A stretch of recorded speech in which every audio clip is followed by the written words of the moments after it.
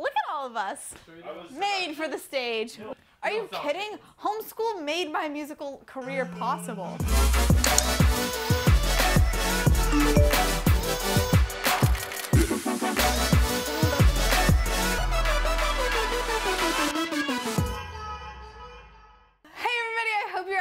Wonderful week. Today I want to talk about what we've all been talking about since Saturday night.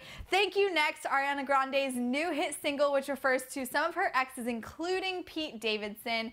This song is just kind of talking about how the things that she recognizes as benefits from her exes, the things that she can look at as ways that she's grown and kind of developed as a human being from these past relationships, and she's really acknowledging them as positive experiences and experiences that she can be grateful for because she has grown from them. And I think that's really cool. I think it's awesome to be able to look at all relations, even failed relationships, and to be able to identify the ways that we can grow from them, the ways we have grown from them, the things that we've learned about ourselves through those experiences, even if they were challenging, even if they were difficult. That is a really good thing to do in relationships. However, listening to the song did sort of rub me the wrong way, because the whole premise of the song is thank you, next. Just this whole idea of being grateful for the ways that we can grow from a relationship and just moving right on to the next person, almost implying this sort of attitude of what can I get out of a relationship, and that that's the sole purpose of being in a relationship.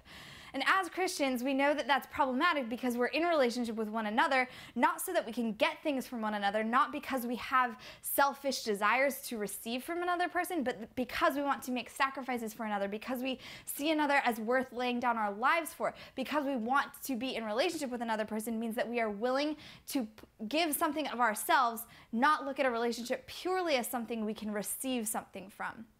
So, while I do think it is awesome to recognize and acknowledge the good things that we can get from relationships, because those are going to happen. We can receive a lot of good things from relationships. That's just the nature of being in a relationship with another person.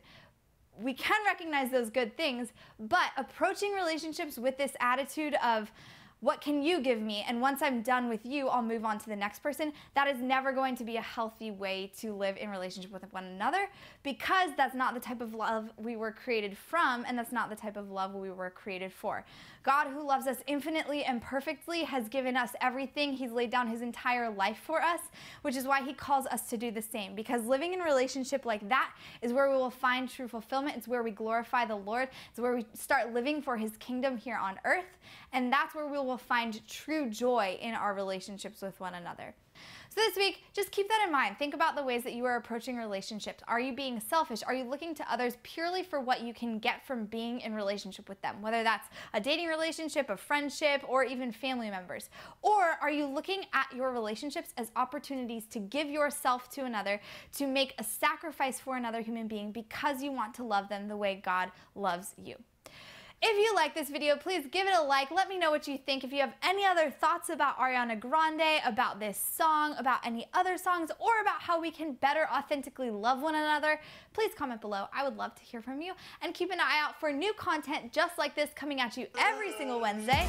And I can't wait to see you all next week right here on Real Talk. Oh my gosh, I'd rather be a trophy librarian any day than a hobbit.